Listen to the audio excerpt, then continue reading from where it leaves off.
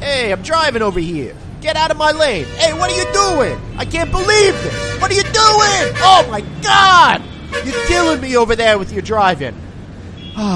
Christmas traffic, when I get to test out all of my New York speaking skills. Do you live, eat, and sleep the hotel industry? Looking to brush up on your game? You've come to the right place. Welcome to No Vacancy, the hospitality industry's #1 podcast with your host, Glenn Hausman.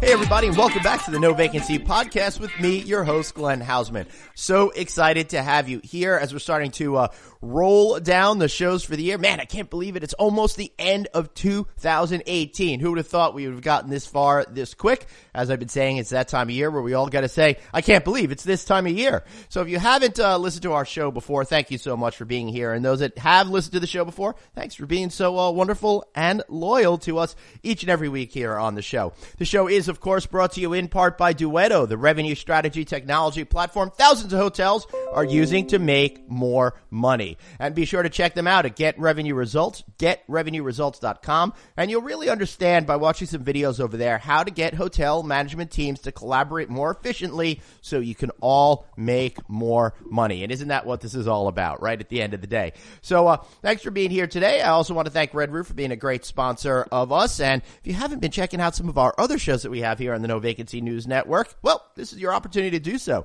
Check out the Hotel Design Podcast. Our newest episode features Amy Holbert, who's the VP over at Best Western. Then, of course, we got the Hotel Tech Podcast, which is here on this No Vacancy feed. And checking in with Anthony and Glenn, our most popular show, it seems, starting to get even more popular than this guy because I do that with co-host of Hotels Impossible, Mr. Anthony Melchiori. So check that out on iTunes. And please give us 5-star reviews on all of these shows. Really helps me, helps us deliver great content to you every single week because other folks can find the shows, then we get advertisers and we can make everybody happy. So today I'm excited because a few weeks ago, it's already more than a few weeks ago, it was back at the beginning of November, I had the opportunity to join the Global Hotel Alliance on a great experience. They had all of the CEOs that are in this alliance get together for a meeting, and I got to sit in and do some great interviews with them, which is the Valeriano interview that we had last week. And the rest of this month, next 3 weeks, we got some more great interviews, and I'm going to be partnering with them on some more stuff. So I said to myself,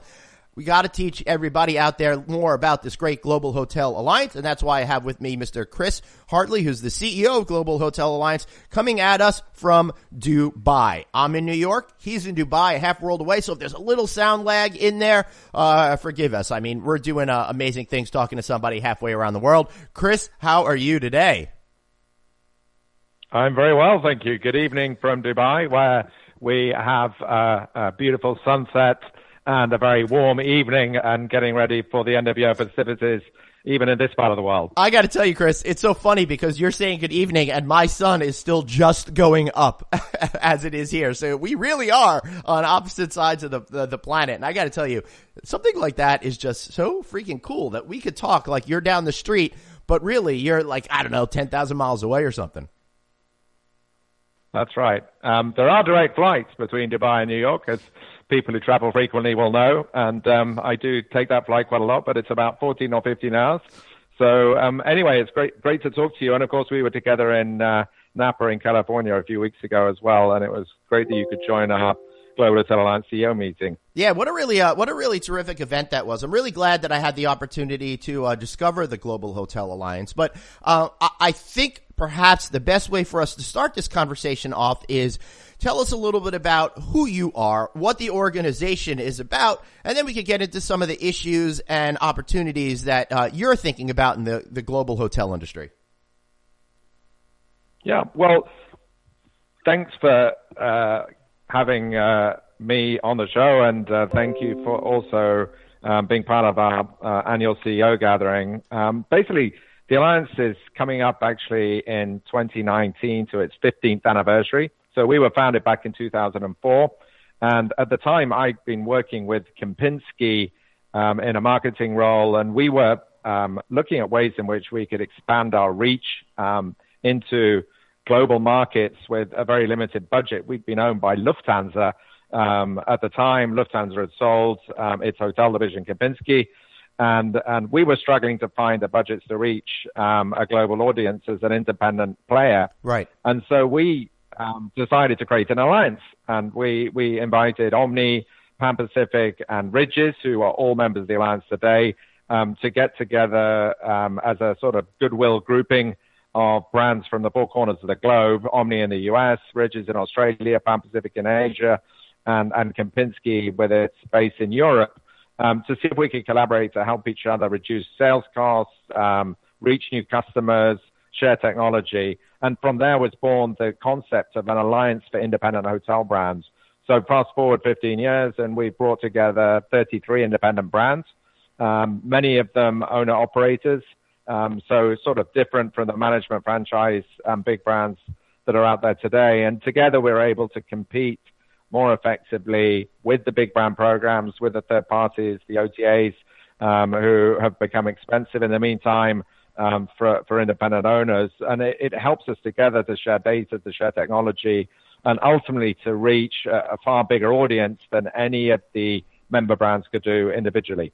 Yeah, and I think it's really interesting. And though you started 15 years ago, I don't know if you had an amazing crystal ball or what, because that relationship, I think, in 2018 is more critical than ever, especially now. Customers are so much savvier, and the internet is so an integral part of our lives. So to be able to pull together all of these brands that aren't really directly competing, it's not like a Hilton and Marriott across the street from each other. These are brands that are spread out throughout the world, and people will stay in different places for different reasons with different brands. It's really a fascinating way that this all came together. So I think I should tell the folks out there, some of these brands are, Anantara, Corinthia,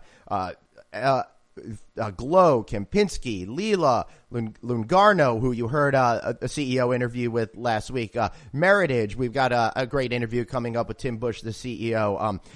Omni with Peter Strebel. We're going to get him on the show. Outrigger with Jeff Wagner. They're based in Hawaii, and more and more and more. Viceroy. I feel like I could go on and on. What a great group of brands that you have. So I'm curious, Chris, tell me a little bit more about that discovery program you have, which is the loyalty program, and how that really helps all of these brands be more successful by sharing information and sharing customer bases and helping each other out with granting people these loyalty rewards when they travel.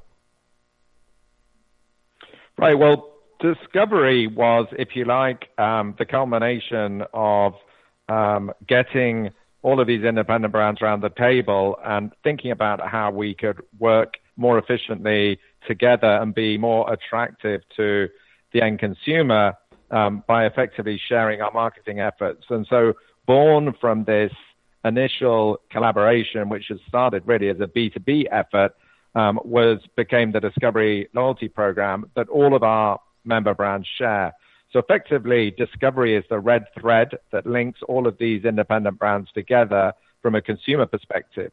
And I think it's fair to say, even within the industry, there are many of the brands that you just mentioned that are part of our alliance that many people haven't heard of, but within their local markets are well known, in many cases, family-owned companies and brands that have existed for decades and operated very successfully in local markets. But in the last 10, 15 years, with the emergence of these ever-growing and consolidating mega brands and also the online travel agents, it's become a very competitive market in terms of capturing the end consumer who, as you say, with technology, with the internet, is able to really access information about any brand very easily. And so Discovery Loyalty effectively proposes to the end consumer not just one small little brand in Australia or in Portugal, for example, but basically a choice of very eclectic,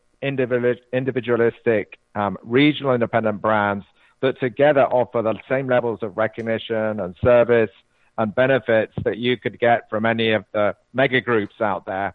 But what we've created is a loyalty program that isn't revolving around the sort of business travelers' favorite points and free nights, but is more geared towards the consumer of the 21st century, offering local experiences and really showcasing from a leisure perspective some of the wonderful destinations that these independent hotels represent, and where they operate. And what we are finding is that there is an emerging consumer, a leisure customer, who is attracted to the independent brands we represent rather than, shall we say, the slightly faceless mega brands that emerged in the 80s and 90s and became part of these mega loyalty programs, which are all about points and free nights. And we're finding that together we're able to share a significant database of customers. We're up to 13 million customers in the Discovery program now. Wow. Which enables each of our member brands to tailor a program that suits their own brand's positioning, but at the same time offer that program and that product to 13 million customers around the world. Yeah, this is great because I think of, the conversation I had with the CEO of the Lungarno collection, Valeriano Antonioli. And in that conversation, I mean, they have a small number of hotels that are mostly in Florence that are, and some emerging now in Rome. So in order to find a 13 million pool of people for such a small, eclectic, boutique-y type of ultra-luxury brand could be really a challenge. But when you start to partner with some of these other brands, and then you have like Viceroy in the same collection, then people that want to go to Viceroy's properties in North America, and people that want to go to Italy now have two distinct brands to choose from, which I think really fits into what customers are looking for a lot of times today. So very clever, very interesting way to kind of pull people together. So I got to ask you, how do you create something, Chris, that people feel like they're all on the same team and not competing against each other? Well, that's the challenge, and you've Right. witnessed firsthand how we've created a collaborative organization where very much the people around the table feel that they're working with each other and not against each other. We recognize there's always going to be some overlap, especially in big cities like London or Singapore or New York, where multiple brands may be operating. But at the end of the day, we're still relatively small. We're 550 hotels. We've got plenty of scope within the brands we operate and the segments we operate to welcome more and more customers and more brands, because simply the size of the mega brands with 5,000 or more hotels is simply on a completely different scale. So what we're really focused on more is a group of very rich brands that a modern leisure traveler finds more attractive and different, but brands that at the same time wouldn't naturally be on their radar.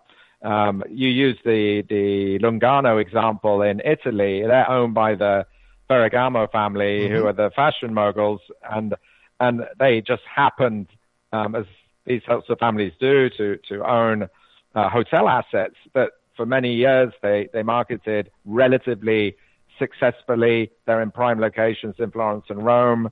But what we've been able to do for them is give this brand an audience globally, so that an American coming to Florence who maybe have stayed in a Starwood hotel is perhaps through Omni, through their affiliation with Omni in North America, as part of the Omni program, joins Discovery, and now suddenly is seeing a choice of hotels in Italy that they might not have gone and stayed there otherwise. And what that does is add 5 or 6 points in occupancy to hotels in key destinations from their partner brands around the world. And that 5 or 6 points in occupancy at a premium rate, typically 10 to 15% above their average rate, is really very rich contributor to incremental profit, because that's the sort of incremental revenue at a low cost of sale, because this is primarily booking direct, that really adds value from an asset owner, because most of our brands are owning and operating their own assets. For them as the asset operators and owners, that has a direct impact to their own bottom line. Right. And I think myself as a consumer, and how I really want more often to have the opportunity to stay at independent hotels, but I don't necessarily know how to find them or understand them. But if I've stayed with the brand that I'm more familiar with and they happen to be part of this alliance that you have, then all of a sudden in my mind as a traveler, I'm like, oh, this brand is equal to that other brand that I'm already familiar with, and I'll be more confident to give it a try. So I think it makes sense on that way.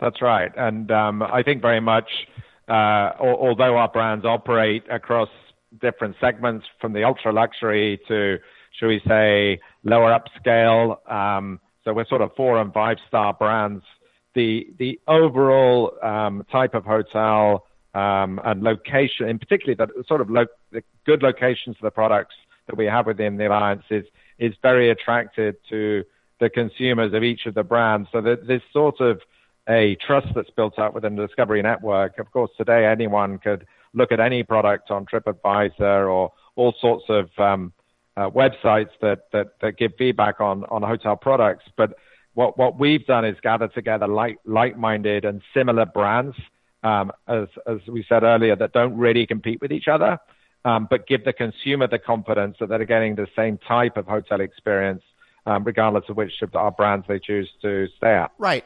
So being that you have brands that are represented all over the world, are there certain issues that you're finding that are common with all of these companies?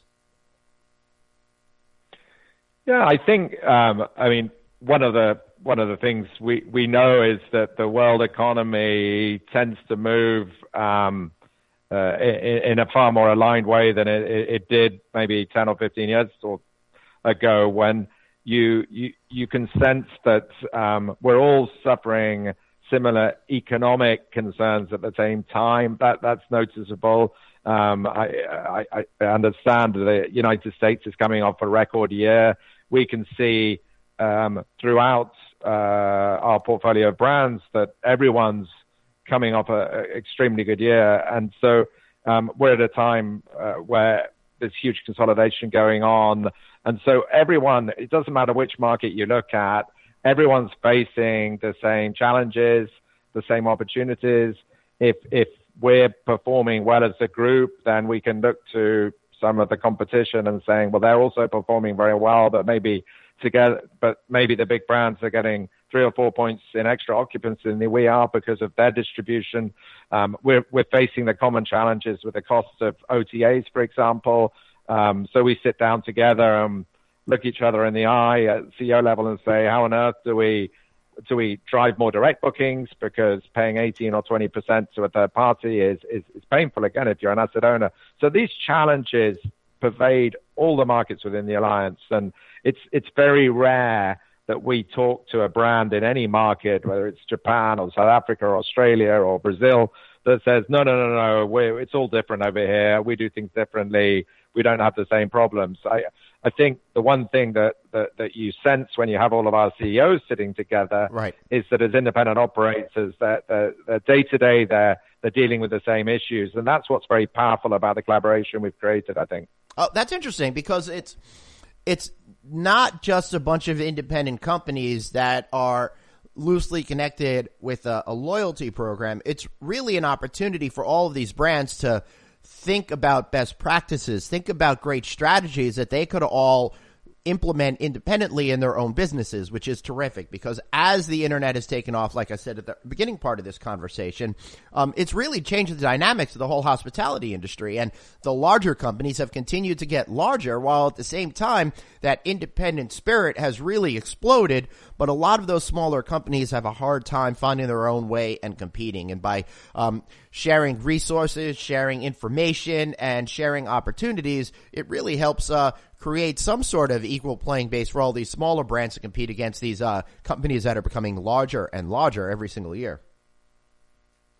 Yeah, I think to that point, I read this week that in the last couple of years, the mega brands have created themselves 72 new brands, right, as they try and create a diversified stable of brands for their own customers, recognizing that 3,000th Marriott hotel doesn't get any consumer excited. And so they're needing to create new brands.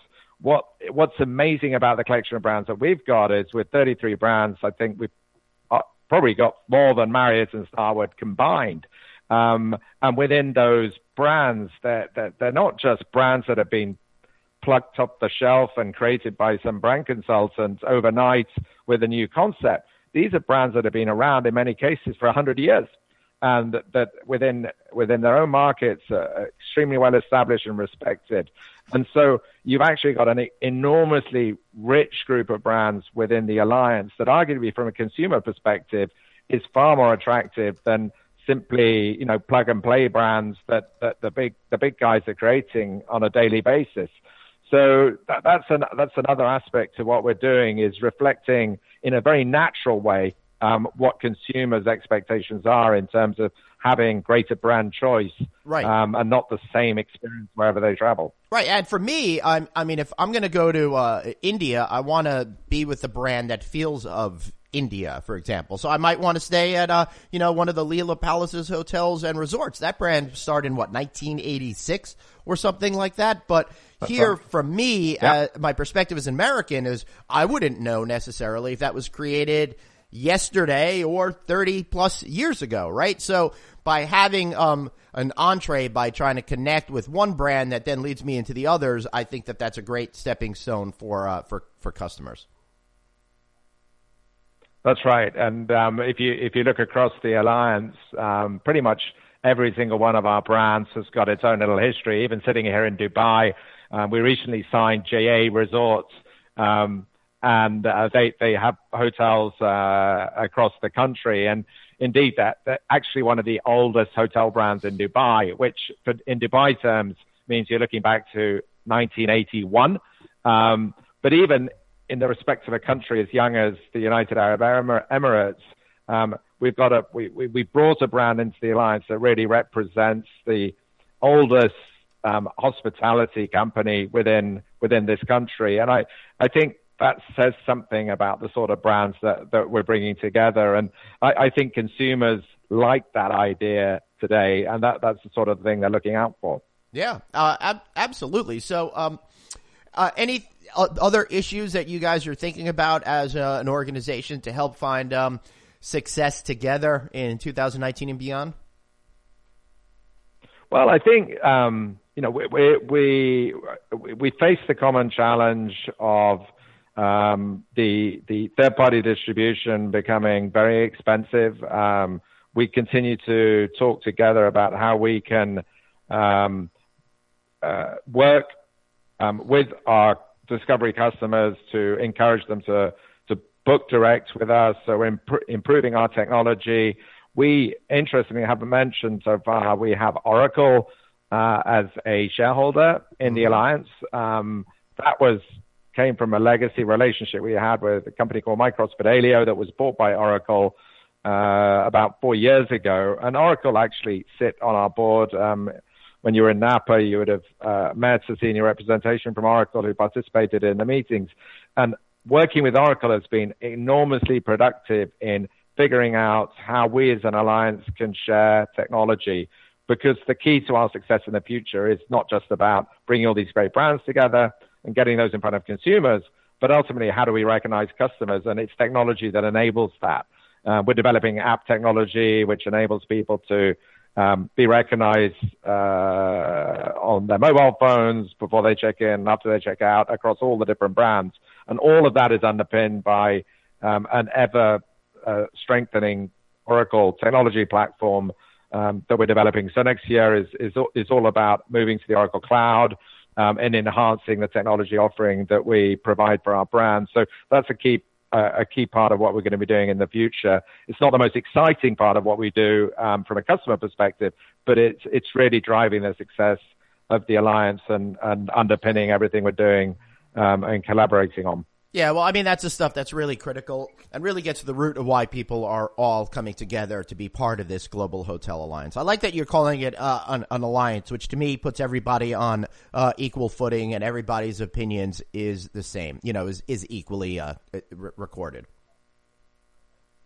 Yeah, exactly. And again, we once a year get all of our CEOs together, and it's a very powerful and rich group of experienced hoteliers from a sector of the industry that has very different perspective on what drives value, because they're representing asset owners, and but they all sit around the table together, and we all talk together as one, whether it's someone representing like Minor Hotels today that have 160 hotels with an H, they're going to have over 500 hotels, or it's Meritage who are hosting us with 6 hotels in California.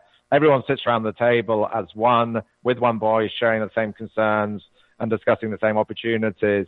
And I think part of what makes the Alliance successful is that we are all equals, sitting around the table together and figuring out together how best to help each other and make the individual brand successful through a collaborative effort. Really interesting, really terrific. And I still can't believe you asked me to come to your annual event. What a great honor it was to be in the mix with all of these really smart, forward-thinking leaders that you have. Chris, before we wrap up, I'd like to give everybody an opportunity for a shameless plug. Though I got to be honest, the last 25 minutes feels like the entire thing was a shameless plug. How can we find you?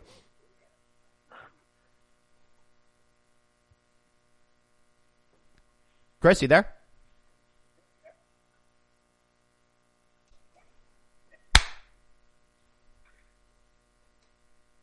Okay, go ahead. Sorry, I missed. Can we start that again? Just because I missed. What do you want me to wrap with? I just want you to. Hold on one sec. 3, 2, 1, go.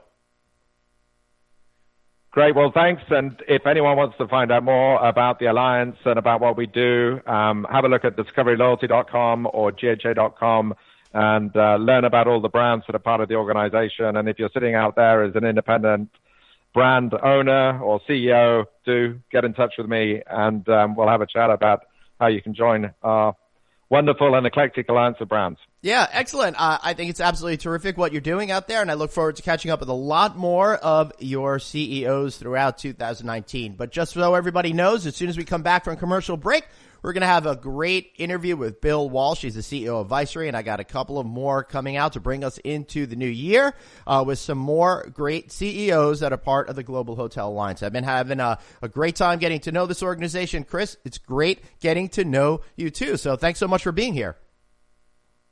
Thank you. I want to thank pleasure. Yeah, great. I want to thank everybody else for listening. And we're going to be right back with that Bill Walshe interview right after this message. Just remember this, you've got one life, so blaze on. We'll see you right back here right after the commercial break.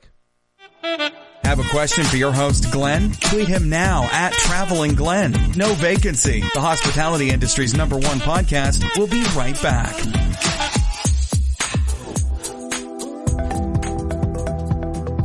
Hey everybody, Glenn here. So you know there's been a lot going on at Red Roof this year. I mean, it had the introduction of their soft brand, the Red Collection, their new extended stay option, Hometown Studios by Red Roof, but there's one thing you can't overlook, and that's the Red Roof brand itself. After all, Red Roof offers one of the highest RevPARs in the economy segment and has been #1 in online guest reviews 8 years running, according to Clarabridge. They're careful to make sure standards reflect guest expectations, are fully tested, and well priced. In fact, they manage about 20% of the system, so they have skin in the game as well. And of course, Red Roof Plus, the brand extension that created the upscale economy market with wood-like flooring, high-end bedding, spa-inspired baths, enhanced landscaping, and more, all of it based on customer research, and all having a dramatic effect on owners' financial results. Plus, Red Roof offerings come with the Ready Card, a richest-in-class loyalty program with more than 2.5 million members. And it all just happens to be the least expensive loyalty program there is for owners. Put it all together, and it's no surprise, Red Roof has a franchise satisfaction of 94%. And those franchisees will tell you, genuine relationship, real results. It isn't just some slogan, it's just how Red Roof operates. To learn more, visit redrooffranchising.com or call 888-473-8861. That's redrooffranchising.com or call 888-473-8861. And tell them Glenn sent you. Back to the show. It's No Vacancy, the hospitality industry's #1 podcast with your host, Glenn Hausman. Hey everybody, and welcome back to the No Vacancy Podcast with me, your host, Glenn Hausman. You know how excited I am today because, man, it's been a long time, but I finally broke through. And I got myself the CEO of Viceroy Hotel Group here, so I got Bill Walshe. Thank you so much for being here. Thank you for having me. I'm excited to be here also. Well, I'm excited to have you here today. I've been a big fan of Viceroy, but before we get into that, I want to talk about something else, completely different. TED Talks. Right. Okay. I think that's the coolest thing. You've done a lot of these TEDx events, right? Tell me a little bit about that. How do you get involved in that? What is the experience like for a guy like you being able to share your knowledge in such a cool kind of way? It was a remarkable privilege. And, it was actually quite easy. I wasn't sure what it would be like. I enjoy public speaking. Mm-hmm. Growing up in a small town in Ireland, my mother used to joke that I'd never met a microphone I didn't like. And as a young boy, I started out in hospitality at the age of 14, literally taking the garbage out in a guest house. And that was my first job, and I've been in this wonderful world of hospitality ever since. I did, during my college years, however, do two things that were not hospitality related in order to make a little bit of money. One was being a DJ, and I did that doing 21st birthday parties and engagement parties, and on radio. Now, back then in Ireland, I was ever so slightly on the wrong side of legality when it came to broadcasting, because there was one national station, and the commercial stations were pirate stations. They were unlicensed. Well, that's interesting. So I broadcast for about 3 years, had a pretty decent following. So there's this like in the 1980s? Yeah, but I've never actually broadcast on radio under my own name, right? Because I could have been prosecuted. So you've introduced me as Bill Walshe. I'm now having flashbacks because I'm sitting behind a microphone to my days as Bob Wilson, which was my broadcast name, and I've never told anybody. Right, I was about to say, are you allowed to reveal it now? No, I think and it's coming back to me how that came to be, and I was working in a nightclub one night, and this guy walked up and said, I own a radio station, would you like to be on it? And I said, sure. And went in the following day, literally, to do my first show. And he had misheard my name, and he thought my name was Bob, not Bill. And he said, so Bob, we need a surname for you because you can't broadcast under your own name. And the DJ who was finishing his show before what would be mine, finished with the current #1 song of that time, and it was Jackie Wilson with Re Petite. Mm-hmm. So he said, Wilson, there you go, Bob Wilson. And Bob Wilson was born. So, that's pretty cool. So what was that experience like for you? What was broadcasting like at a place that was a pirate station? How does that universe work? Does it even make money? Could you even get paid? Yeah. We not only so we ran it as a business, or he ran it as a business. We sold advertising, and we paid royalties, whether or not they wanted them. So if we played a song, we paid what the radio royalty for that song would have been. So we tried to keep it honest. Occasionally I'd show up to do my show and the station wouldn't be there because they'd have had to move in the middle of the night, and I'd have to track them down. But it was good fun, and radio's my favorite medium. I love it, and really enjoyed, and I've always enjoyed communicating and trying to connect, and the opportunity to do the TEDx was really, I think, simply an evolution of that side of my personality.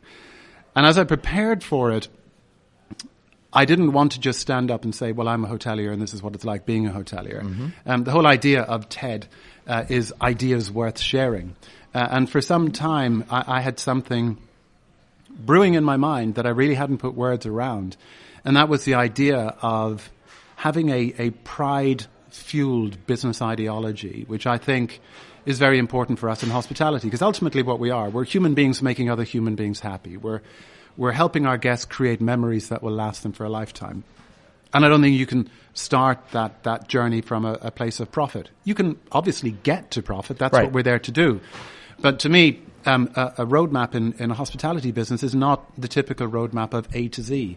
It's P to P. It's pride to profit. And it's actually P to P through P, which is pride to profit through purpose. And I've been working on those thoughts for a couple of years, and eventually decided that I needed a concept. And this concept of pride and ideology came together in a quite unique way, in that I was reading something in one of the trades in LA, and it was a story about how in Hollywood, when two things come together, they make up a new word of people's names. So Brangelina. Benefer. So I had pride and ideology. So I have created, trademarked, and I now speak quite regularly about the concept of prideology, and wanting to see more businesses put as much effort into articulating their purpose as their practice, and measuring how proud we make people and not just how profitable the organization is. I think that goes to the whole idea of self-empowerment in a lot of ways. If you could feel really good about yourself by serving others, not only does that make you a great hospitality professional, but I think it's fulfilling as part of the human experience. Well, I think very much so. And I think it's about achieving fulfillment and not seeking mediocrity, which is something that's taken over not just our, but many industries. And my current passion and the soapbox that I stand on is I want to stop people in hospitality from accepting the F-bomb and this F-word profanity. And it's not the one that you're thinking of as you're sitting out there listening to this. The F-bomb that I despise is the word fine. Right. Fine is the ultimate expression of mediocrity. And it's never where we should be as hospitality professionals. If you say something is fine, it means it's passable, which is not very good. Correct. It's because passable and fine is forgettable. 100%. And it's not just in terms of the experiences that our guests have in hotels where we must exceed fine. What I want when a guest checks out of a hotel and they're leaving whatever Viceroy they've been staying in, and we say to them, how was your stay? If they say fine, we failed. Fine equals failure, because it's forgettable.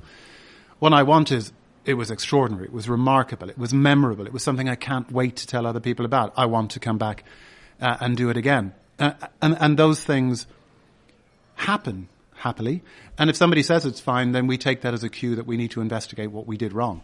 But it's not just in that interaction. I think between us as human beings, between us as colleagues, fine occupies a position of forgetfulness and just it makes things not as meaningful as they otherwise could be. And I always use the example of if you're walking down a corridor to your place of work and you see somebody walking towards you, and perhaps that person's name is George, and I say, morning, George, and he says, good morning, Bill, and I say, how are you? And he says, fine, and we continue on with our days. Right. Nothing has happened. Right. We both will forget that interaction. We haven't changed each other's worlds. What I like to challenge my teams and myself to do along the idea of prideology is insert a word. And instead of looking at somebody and saying, hi, George, how are you? Say, hi, George, how proud are you? Now that, well, first of all, he looks at you like you're an absolute lunatic. Right. But it leads to a conversation. Right. He says, I don't know what you mean. Well, I want to understand if you're proud. And if you're not, how can I help you to feel more proud about the job that you do, the interactions that you're having, the experiences that we're creating? And something will come out of it. I can guarantee you, if you say to somebody, hi, how are you? And they say, fine, nothing comes out of it. So let's break the mediocrity of repetition and mix it up a little bit, little positive disruption. Yeah, and that's really so important. So I want to talk about the brand, but I still want to talk a little bit more of the TEDx thing. Did that help force you to put all of your thoughts together in a coherent way, or do you have to have all of that kind of put together ahead of time? You have to put it together ahead of time, if for no other reason than you've got 18 minutes to talk. And if you talk for 18 minutes and 10 seconds, your TEDx will never see the light of day. Really? And I'm not renowned for finishing my talks promptly. So from that perspective, it helped me to organize my thinking to make sure that I could get my messaging across without rambling in 18 minutes. And that made me, I guess, like an editor looking at the first draft of a manuscript. Right. It made me look at the way I share my message and the way I talk when I did pre-TEDx, and realized there was a lot of fat in there, and it was time to edit it back and to concentrate on the key messages. And I loved doing it, and it was relatively well received, and has led to other speaking opportunities, initially within hospitality, but now what I'm enjoying very much, when time allows, and I don't always have a lot of time to be able to do it, is getting out in front of other organizations. I recently delivered the opening keynote address to the National Club Association, which is the private golf clubs of North America, from Augusta down, and to try to deliver that message of prideology to them, because we all share a service mission, but to tweak the message so that it was appropriate to a member-based environment as opposed to a guest environment, to introduce some examples around golf and not just hotels, challenged me to evolve the message.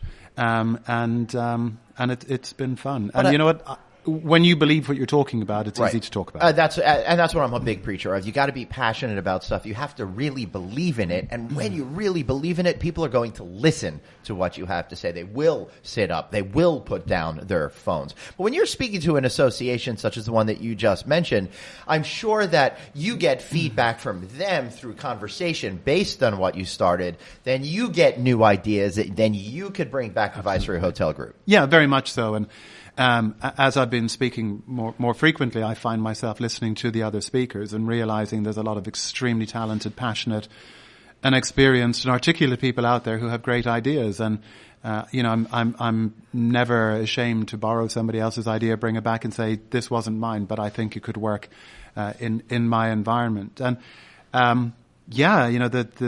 we're about conversations, not presentations. And I think that we need to show our passion. We need to show our compassion. We need to show our vulnerability. And we need to activate also what we talk about. Because what would show me to be a sham would be if I was spending all this time talking about pride-driven leadership and pride-driven business ideology, and then somebody peeled back the first layer of Viceroy and couldn't see it there. So we've spent the last few years activating the idea of prideology within our company. So we don't do guest satisfaction surveys, we do guest pride surveys. We measure the impact.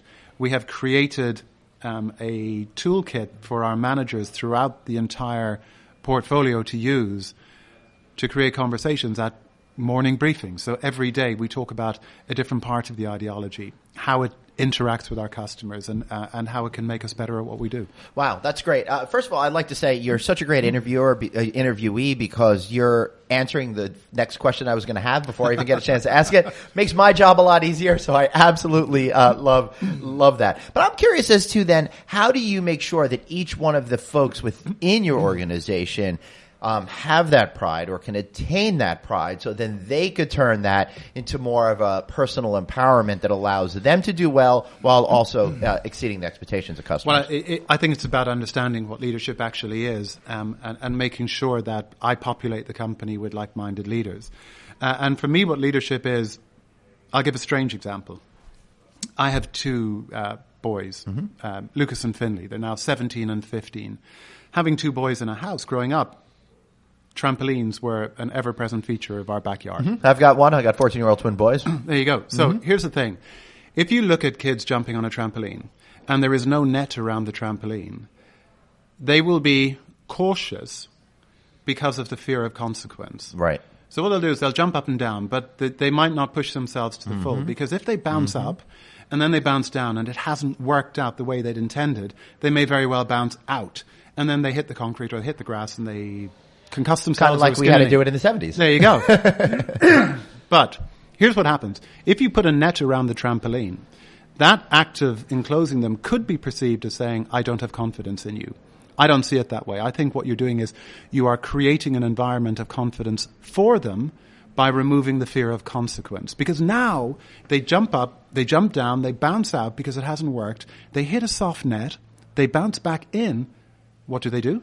They try again. Right. They learn and they move on. So that is what leadership is for me. And I tell my leaders, my supervisors, my managers, you are the net around the trampoline.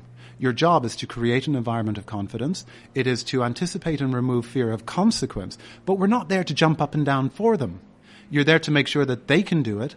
And as a leader in Viceroy, our culture is one where we celebrate the intent of an action as vigorously as we may celebrate the outcome of an action. Right. There's nothing I enjoy more than promoting people because of a glorious failure. Because the intent of their action was pure. They gave it their best shot, and perhaps external circumstances got in the way. That doesn't make them bad people, and especially if they then try again, that makes them great people.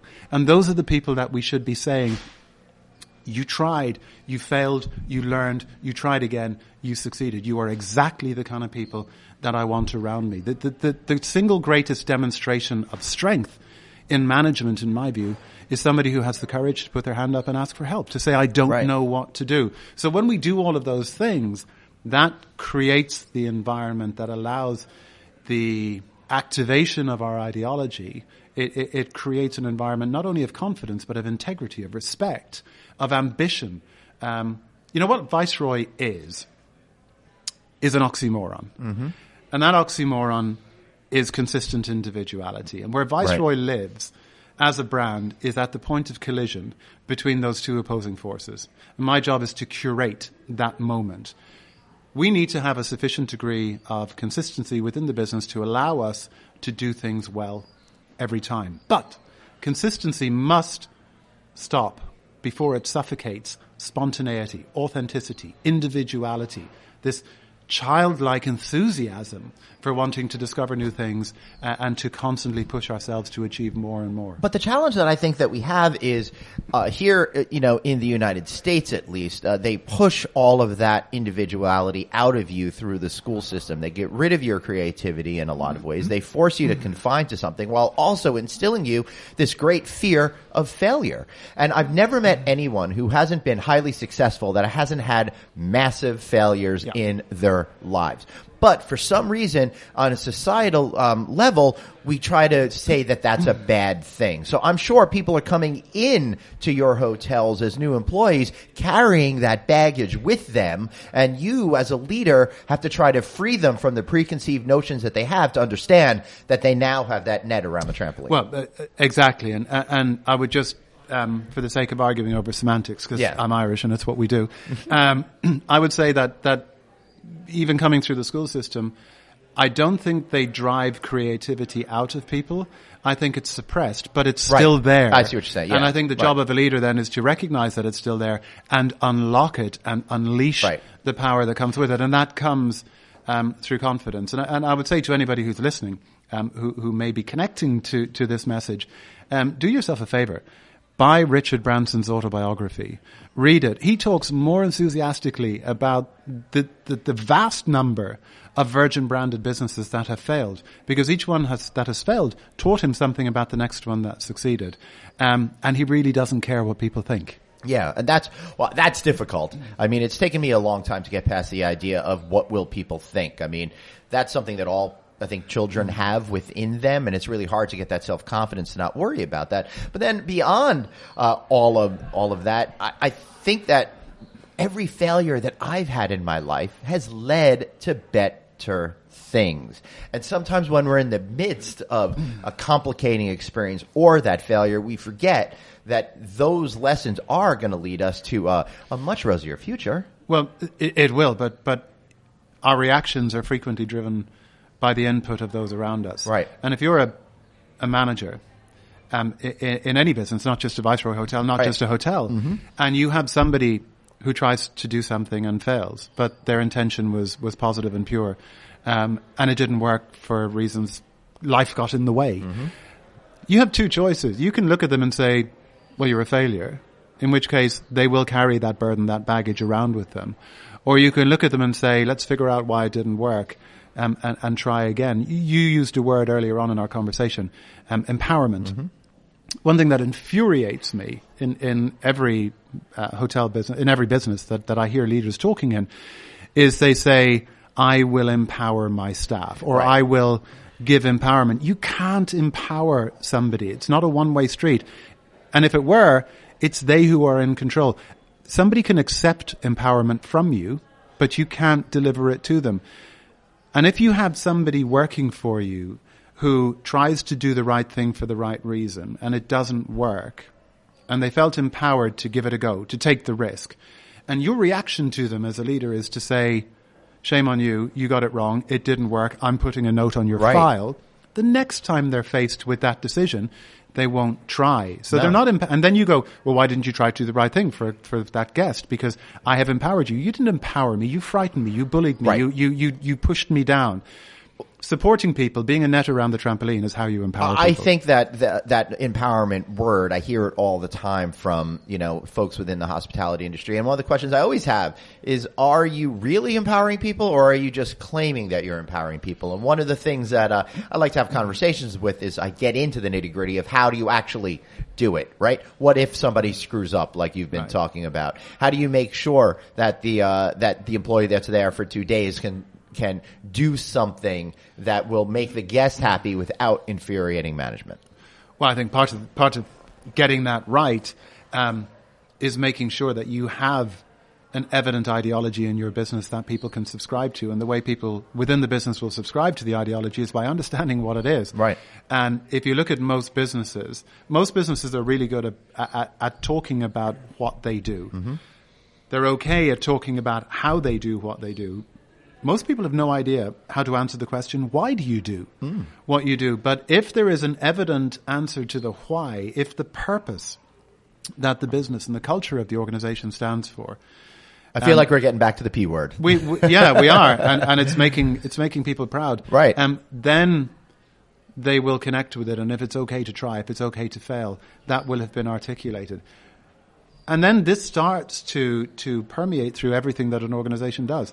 When we hire somebody at Viceroy, certainly into a management position, it's a 180-day process. Wow, that's a long time. It starts with identifying the talent, recruiting them.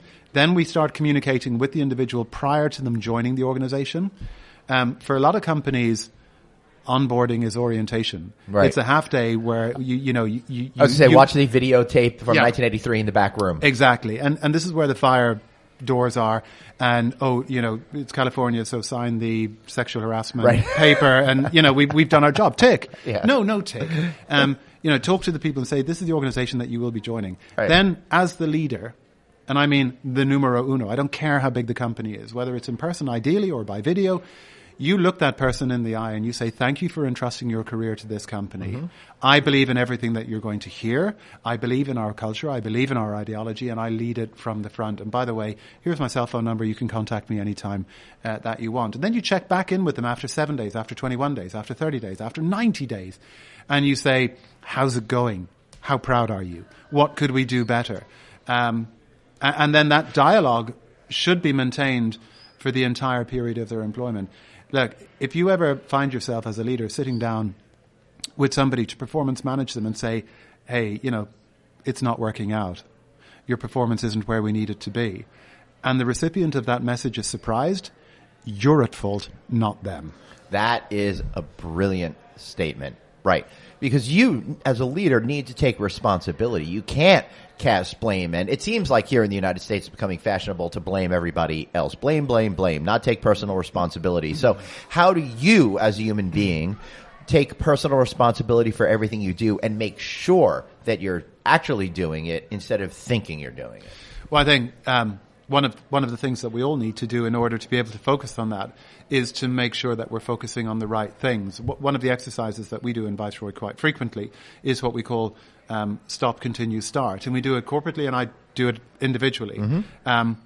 And what that means is literally writing down 3 headings on a piece of paper and thinking about everything that I'm planning to do that day or have been doing that previous day or the previous week, and categorizing it and saying, this is an action that I do every Tuesday at 11 o'clock. Is it adding value? And if it is, I'm going to put it in the continue column because I'm going to keep doing what's working. Where it takes courage and where you have to be honest with yourself is, if I'm not delivering value through an action, I have to stop doing it. And then that will free me time to do something else to start. So you shift things around in the column. I joined one company once, and in my first week, there was a meeting in my office on a Thursday at 11 a.m. And all of the senior leadership of the company came into my office. We had other people on the phone. So basically the company stopped functioning for an hour. And we had this meeting, and it was every Thursday at 11. And at the end of the meeting, I remember saying to I held one of the guys back, and I said, why do we do this meeting? And his answer was, well, it's Thursday at 11 o'clock.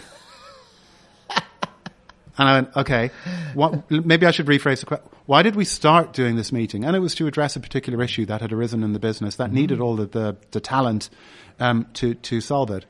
They'd solved it 4 months before. Right. But it was Thursday at 11 o'clock. Okay, I said, you know what? That moves into the stop column. Now, what can we use? I've just given this company back 1 hour of senior management time. What are we going to start doing that we would otherwise not be doing because we have this hour? And we actually ended up allocating that hour to become business innovation and creating some new stuff. So replication and replicated activity is a real danger in any business. Doing things the way they're done because they've always been done that way, and never stepping back and saying, but is that still the right thing to do? In television news, back in the day, in England, they used to call it drop the dead donkey, meaning that you would have the news show ready to go live, and suddenly a breaking news story would come in that you had to include, but you only have 30 minutes. So you have to drop another news story to make room for the one that has just broken. Stop, start, continue. Exactly the same thing. And the drop the dead donkey was, the last story of the news might be something about a donkey who'd fallen down a well. And they say, you know what, there's breaking news, something amazing has happened, drop the dead donkey story, we now need to put this story in. I don't think we do that enough in business. We don't say, we have a finite amount of time to allocate our thought processes and our resources to. How do we free up time? Inevitably, we have to stop doing something that we're doing currently. And how do we identify what is delivering the least value in order to allow us to do something new? Excellent. So I feel like I could talk to you about leadership forever, but I feel like we should probably talk about your hotel group. That would be good. Just a little bit. One of the things that I find remarkable is when I hear the name Viceroy, I think of a large hotel company with properties all over the place. But that's not the case. No. You have a handful of properties. How have you broken through the consumer consciousness to have such a strong brand name with such a small footprint of properties? Well, thank you for saying that. It means a lot. I think the extraordinary talent who work in our hotels and who run the hotels are out there outperforming our competitors. They are helping our guests create memories that last for a lifetime. We happen to have a guest profile who are themselves unabashed provocateurs. They're the creative mavericks. They tend to be talkative, and these days talkative means they will post content on social media. So we probably get a disproportionate amount of coverage on social media and in reviews for the size that we are, and thankfully the vast majority of them are good. We have very few people saying it was fine. Right. Good. Then you're doing your job right. Yeah, there you go. And I think that as well as that, we put a lot of effort into trying to articulate who we are, why we do what we do, and to have a tone of voice and a brand reach that communicates the enthusiasm that we have for our business, the passion. We don't corporate speak. We're a small private company. I don't have to worry about that. We're faster than most of the people in our space. So, yeah, I mean, people often say to me, how many hotels do you have now, Bill? And I say, 13. And they go, oh, my God, you're only 30? I go, no, that was a 13. That was a teen number. And they're like, oh, my God. We love what we do, and we're not afraid to share that. No, certainly. You also have in San Francisco, you have a number of of different hotels. I like that they all start with Z, even though you have a new one coming that's going to not be with a Z. Zelos, Zeppelin, and Zeta. So how are those a little bit different of a personality than what we see with the main Viceroy brand? So what we have. And again, it speaks back to the positioning of the brand, which is consistent individuality. We allow ourselves license to break our own brand rules. So within the portfolio, we have, I guess, three kind of categories, and they're parallel. It's not a vertical hierarchy. It's not that any one is better than any other. But we have our Viceroy icon hotels, which are full-service 5-star. It would be like Viceroy L'Hermitage in Beverly Hills, Viceroy Snowmass just outside of Aspen. I mean, Chicago is like everybody knows that one. Then we have our Viceroy Lifestyle. So Viceroy Santa Monica, the first ever Viceroy, which just turned 18 years old, is a lifestyle. It's a little bit more stripped back. It's a little bit more relaxed. It's a little bit more informal. And then we have what we call our urban retreat collection. I call them the By Viceroys. It's like when a fashion designer does one-off pieces, but they sign their name to it, but it's not part of this year's couture collection. And that's where the San Francisco hotels come in. And working with one of the ownership groups who we partner, because we don't own the hotels we run, we manage them. they had very astutely recognized that San Francisco, being such a creative market, being known for its spontaneity, you've got all the startups. The hotel market there was actually pretty conservative. And it was hard for the emerging rock stars in business to look at the hotel offering in the city and say, they get us. This is the kind of place where I want to be. So we set out to break the rules, and working with the Pebblebrook Hotel Trust, who were phenomenally supportive and progressive and creative in their thinking. We launched it with Hotel Zeta, and we just tried to do things differently, to reflect our surroundings. We didn't send out a press release announcing the hotel. We organized a flash mob at the CNET conference, and we had kids appear in the middle of the conference, do a 90-second pillow fight with Zeta-branded pillows, and drop the pillows and then disappear back into the crowd. And that's how we announced the hotel. That's fun. We hired and that sort of thing, I don't want to cut you off, but that sort of thing probably got a lot of attention, not just on the show floor, but a lot of media probably picked that up. Very much so. And then when it came to trying to understand the art program for the hotel, one of the things that we did was we rented a cupcake van. We went around the technology campuses around San Francisco, and we swapped cupcakes for redundant technology. So they gave us old telephones, they gave us circuit boards and chips, and then we gave that to a sculptor who created the art at the hotel. And we thought, okay, so now we're creating a physical, a tangible connection for these folks, and we're speaking to a recycle message, which in that market is very on message, it's very on brand. And we have some fun. We don't have a meeting room, we have a playroom. The lobby of the hotel has a 2-story high Plinko wall. Now, we're still very serious about what we do, but one of the things that we're serious about doing is not being too serious. Right. And at the end of the day, one of the lines of our ideology is that we create sensation and we create inspiration. And when I do orientation for my new colleagues who are entering the hospitality industry, I tell them, I say, look, I'm 51 now. I'm taking out the garbage since 14. So I've had many years in this industry. I've worked in a lot of hotels, a lot of hotel companies, and I've met literally tens of thousands of guests. I've never met one who told me that on arrival at a hotel, their intention, their hope is to be bored. Right. It's not what we do. I've never had a guest look at me at check-in and say, please don't burden me with memories that I'll have to take away. And, don't give me any content for social media. Right. But yet we write standard operating practices, and we have the manual which sits on the shelf, which curtails our spontaneity and our creativity. Whereas in fact we're supposed to be some of the most spontaneous and creative people out there. And it frustrates me that has happened in our industry, and I'm on a one-man mission to fight back. And I love how that really all comes back to the message of, being fine is a great flaw, which is fatal, right? So when it comes to those marketing ideas, they're just really fascinating. They're different. They're innovative. So you're pressing that team as much as you are for the operations team to find something that's fun, different, that's going to connect with the group's ideas that haven't been done before. Yeah. And to be honest, I don't have to push them. They surprise me, and on occasion. Well, I guess because you've set the stage for that. Yeah, I hope I've been the net around their trampoline, which allows them to bounce higher. And sometimes they literally leave me speechless, which I love. Occasionally they terrify me. But I mean, we've just recently instituted an art series across the company to coincide with the opening of the Viceroy in Los Cabos. We hired an emerging LA artist to come and paint the outside of Viceroy Santa Monica with this beautiful abstract image that spoke to Mexico. And then we flew him the next day to Mexico, and he did a sibling image on Viceroy Los Cabos.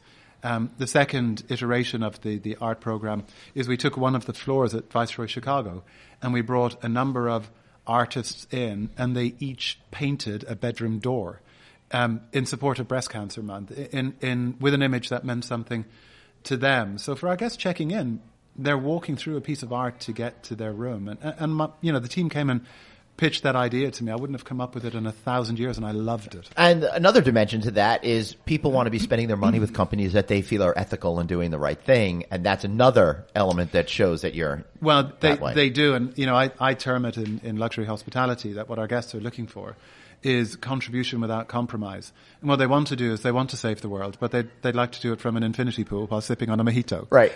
So it's not about saying, nor should they when I say this, it's not about our guests saying, I want to contribute to making society better, and I'm therefore going to rein in my experiences in so doing. If they can align themselves with brands who are connected to their communities, who are giving something back, and they can either choose to spend X dollars with a brand that does that, or the same X dollars for arguably the same hospitality experience with a brand that doesn't. I think increasingly there's a consumer who will pick the brand that thinks like they do, that has evident values, that has the ideology. And back to it again, it makes them proud.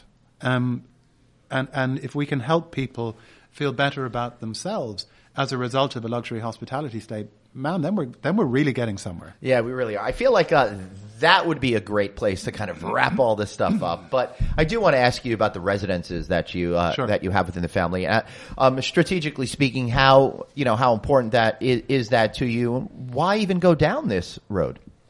We go down the road for a number of reasons. One of the reasons from a business viability perspective is many of the developments that we get involved in that owners are creating that have a luxury hotel component need to have a residential component in there to make financial sense. It helps you to actually finance the building of the property. Then it helps with the facilities that are at the property continue to make money over time. So for us to then be able to extend the Viceroy Lifestyle into home living, albeit it might be second home or third home, for people is a great opportunity. And the other P is necessary and evident as well. It's very profitable. It helps the owner to get things built.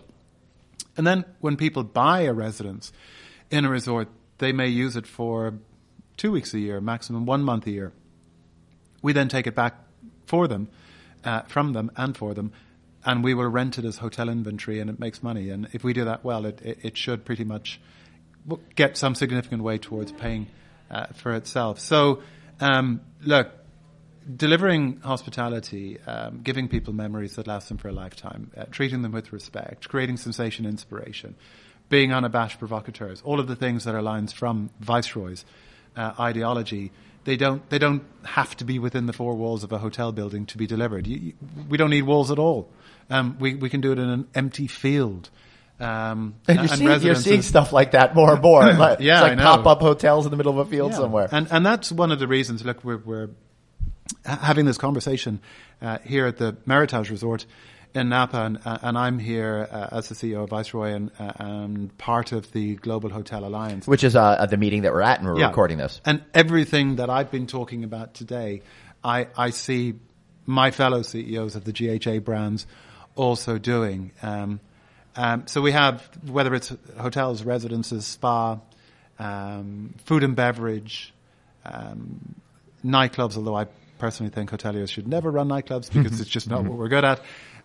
We all bounce off each other, and smaller independent brands are fewer and fewer. We see the large hotel brands who are great at what they do. Right. It's just different. And they're swallowing up the smaller hotel brands. We're proudly independent, as are the other GHA members, and there's this kind of musketeer spirit between us, and it's all for one and one for all. And I think we have the speed, the ability, the desire, the passion, and the motivation to not be bound by standard operating practice, to be spontaneous, to be reactive, and to be human beings who just quite simply make other human beings happy. I feel like I know the answer. You're going to give me this question that I want to ask you now. But as consolidation continues to happen and the massive hotel companies become even larger and larger, how does that change the way you approach your business? It makes us talk about our independence, our spontaneity, all the things I've been talking about, even more loudly. There are people out there for whom brand security is very important. Right. They like to wake up somewhere in the world and their first thought is, oh, I'm in a X-branded hotel. Yeah. I mean, I felt that way. The first time I went to Europe, I stayed at an American branded hotel because it gave me a sense of comfort and security. what we do is to say, well, that's great, but then we're probably not for you. And we talk to the guest who wants to wake up in Istanbul, and their first thought is, I'm in Istanbul, I'm in Turkey, I'm in Europe. And if they then mention the name of the hotel in the fourth or the fifth thought that they have where they're saying, I'm in, I'm good with that, because that is something that will make them feel fulfilled. So I think, look, independence is great. A lot of times it's easier to be big. They have 50 million people in their points program. I don't compete for that guest, because if you're a points junkie, you will go where the points will take you. And GHA, we have a recognition program called Discovery, which reaches across all of the brands. But we don't have points. What you accrue, what you amass as a frequent guest of a Global Hotel Alliance hotel, you can cash in for a local experience. And so, we want people who want to bank memories. I heard myself say something recently in an interview at the New York Times about loyalty, and it's kind of, because they tease me about it in the office, but it's kind of become a catchphrase. The difference between a Viceroy guest and a guest of one of those larger chains you're talking about who carry the cards for the points, and the people who go on social media, go on Instagram in order to say, look how many points I have, or I'm back at hotel brand A. We want people who want to create memories that last for a lifetime and not just for a lifetime, because it's become very transient.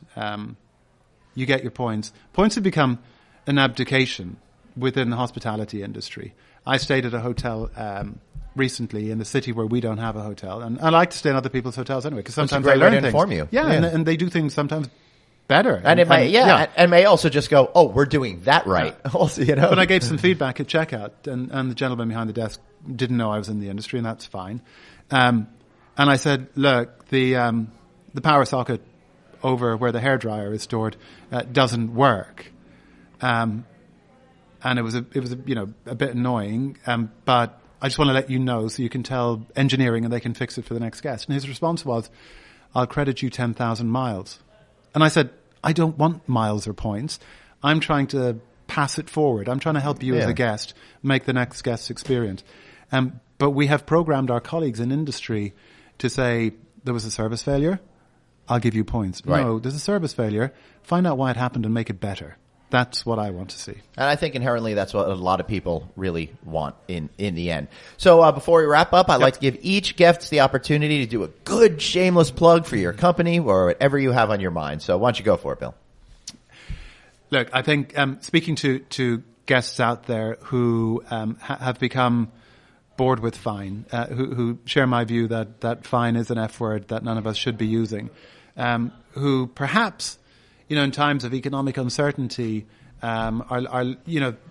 guests reduce frequency as opposed to quality. So therefore, if you're going to go away for a weekend, if you're going to have a vacation, the currency that my guests are in shortest supply of, and which is most perishable, is time. And they want to make sure that they invest their time in a company who will give a damn, who will be appreciative of their presence, who will try to get to know them as an individual, who will treat them with integrity as one human being should always treat another human being, and who will be 100% committed to helping those guests create memories that they can take away and enjoy reflecting back on for the rest of their lives.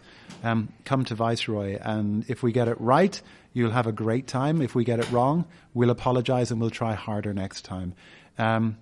Cookie cutters should be in kitchens. Cookie cutters were invented to cut cookies, and anybody who takes a cookie cutter approach to luxury hotel experiences, shame on them. Come to Viceroy. Everyone is one of one. We're connected to our communities. We are the ultimate expression of bespoke, and we just love hanging around with our friends. Excellent. Be sure to check out Viceroy Hotels and Resorts at viceroyhotelsandresorts.com, although the company is Viceroy Hotel Group. A little bit confusing there, but that's the way you find them on the web. Bill, I want to thank you so much for being here. This was an absolutely fascinating conversation. I really had a great time. Thank you very much. Thanks for having me, and keep doing what you do. You do it extremely well. Well, I thank you so much. So for Bill Walshe and myself, Glenn, I want to thank you all for being here, and I'll be back next time. That is, unless you guys tell me this interview was fine, then I'm going to put it on my stop list. I'll see you guys next week. Thanks so much for listening to No Vacancy, the hospitality industry's #1 podcast, with your host, Glenn Hausman, online at rouse.media, on Twitter at Traveling Glenn, and on Facebook.com/Glenn.Hausman. We'll catch you next time.